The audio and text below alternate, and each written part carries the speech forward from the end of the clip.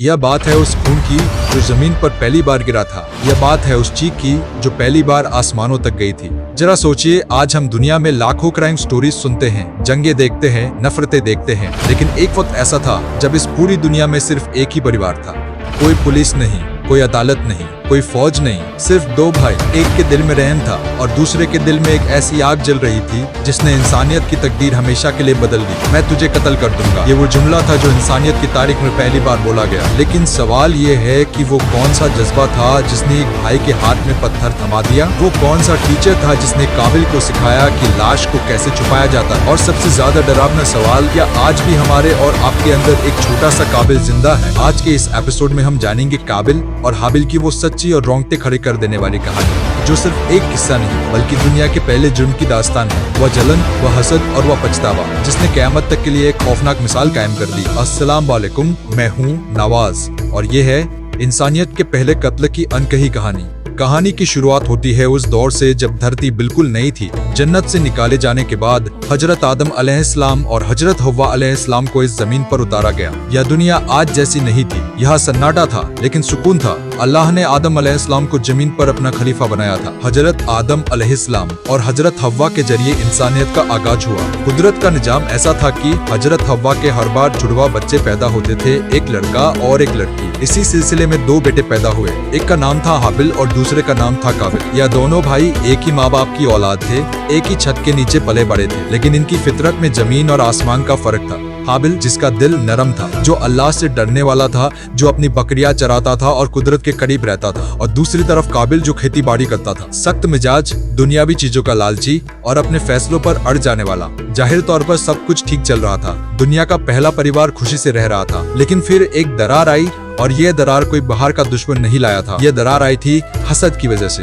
वही बीमारी जिसने इब्लिस शैतान को जन्नत से निकलवाया था, अब वही बीमारी इंसान के घर में दाखिल हो चुकी थी। उस वक्त का शरीयत का कानून ये था कि एक साथ पैदा होने वाले जुड़वा भाई बहन आपस में शादी नहीं कर सकते थे, बल्कि दूसरे वक्त में पैदा होने वाली लड़की से निकाह होता था। मसला ये हुआ कि काबिल के साथ जो बहन पैदा हुई थी वह बहुत खूबसूरत थी और हाबिल के हिस्से में जो लड़की आई वह काबिल को पसंद नहीं थी। काबिल अपनी ही जुड़वा बहन से शादी करना चाहता था, जो कि उस वक्त के कानून के खिलाफ था। हजरत आदम अलैहिस्सलाम ने, जो कि अल्लाह के नबी थे, काबिल को समझाया, बेटा यह अल्लाह का हुक्म है, तुम अपनी जिद छोड़ दो। लेकिन हसद और जिद इंसान को अंधा कर देती है। जब बात नहीं बनी तो हजरत आदम अलैहिस्सलाम ने एक फैसला सुनाया, एक ऐसा फैसला जो दूध का दूध और पानी का पानी करने वाला था। उन्होंने कहा, तुम दोनों अल्लाह के दरबार में अपनी अपनी कुर्बानी पेश करो।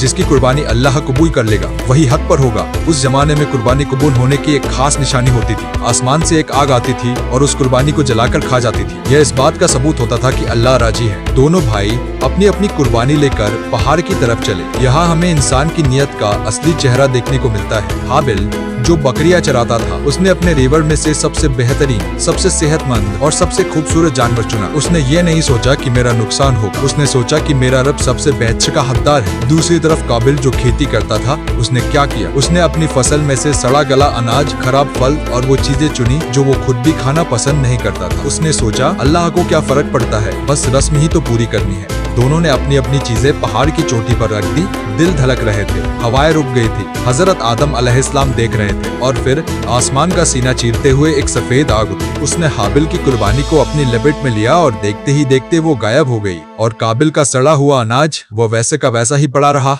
मक्खियां उस पर भिनभिना रही थीं। यह सिर्फ कुर्बानी का रिजेक्शन नहीं था, यह काबिल के अहंकार पर एक तमाचा था। उसका चेहरा शर्म और गुस्से से लाल हो गया। बजाय इसके कि वो अपनी गलती मानता, बजाय इसके कि वह सोचता कि मेरी नियत में खोट था, उसने इसका जिम्मेदार अपने भाई को मान लिया। शैतान जो वहीं कहीं छुपा बैठा मुस्कुरा रहा था, उसने काबिल के कान में फुसफुसाया, देखा तेरा भाई जीत गया, तेरी बेइज्जती हो गई। पूरी दुनिया अब तुझे हारे हुए इंसान की तरह देखेगी। यहीं से जलन ने नफरत की शक्ल ले ली। काबिल गुस्से में अपने भाई हाबिल के पास गया। उसकी आंखों में खून उतर आया था। उसने हाबिल को घूरते हुए कहा, ला अक्तुलन्नक, मैं तुझे कत्ल कर दूंगा, मैं तुझे जिंदा नहीं छोड़ूंगा। तुम मुझसे बेहतर कैसे हो सकता है? जरा सोचिए इस धमकी की गहराई को। उस वक्त तक दुनिया में किसी ने मौत नहीं देखी थी, किसी को नहीं पता था कि जान कैसे निकलती है, कत्ल क्या होता है, ये लफ्ज ही अनजान था। लेकिन नफरत इंसान को वो सब सिखा देती है जो उसने कभी सीखा नहीं होता। इस खौफनाक धमकी नेकी के जवाब में हाबिल ने जो कहा वो आज भी कुरान में सुरक्षित है, और यह जवाब हर उस इंसान के लिए सबक है जो ताकत के नशे में चूर है। हाबिल डरा नहीं, उसने पलट कर वार नहीं किया, उसने बड़े सुकून से, बड़ी नरमी से जवाब दिया, अगर तू मुझे मारने के लिए अपना हाथ बढ़ाएगा तो भी मैं तुझे मारने के लिए अपना हाथ नहीं उठाऊंगा, क्योंकि मैं अल्लाह से डरता हूँ जो सारे जहानों का रब है। हाबिल ने उसे याद दिलाया, अल्लाह सिर्फ मुत्तकी हूँ जिन्हें खुदा का खौफ हो कि कुर्बानी कबूल करता है। इसमें मेरी क्या गलती, अपनी नीयत ठीक कर मेरे भाई। लेकिन जिस दिल पर हसद की कालिक पुट जाए वहाँ रोशनी दाखिल नहीं होती। काबिल का गुस्सा ठंडा नहीं हुआ, वह वहाँ से चला गया, लेकिन उसके दिमाग में अब सिर्फ एक ही धुन सवार थी, इसको रास्ते से हटाना है। आखिरकार वह काली रात या दिन आ ही गई। रिवायतों में आता है कि हाबिल कहीं जंगल में सो रहा था। उसने एक पत्थर उठाया, एक भारी नोकीला पत्थर, और अपने ही सगे भाई के सर पर दे मारा। एक बार, दो बार खून का फव्वारा फूटा। जमीन जो अब तक पाक थी, उसने पहली बार इंसान का गर्म खून चखा। हाबिल का जिस्म तड़पा और फिर शांत हो गया। हाबिल जो कुछ देर पहले बोल रहा था, सांस ले रहा था, अब एक बेजान लाश बन चुका था। काबिल उसके पास खड़ा था, उसके हाथ खून से सने थे, गुस्सा उतर चुका था, और जब गुस्सा उतरता है तो इंसान को अपनी तबाही नजर आती है। उसने अपने भाई को हिलाया, उठो बात करो, लेकिन वो नहीं उठा। अब काबिल घबराया,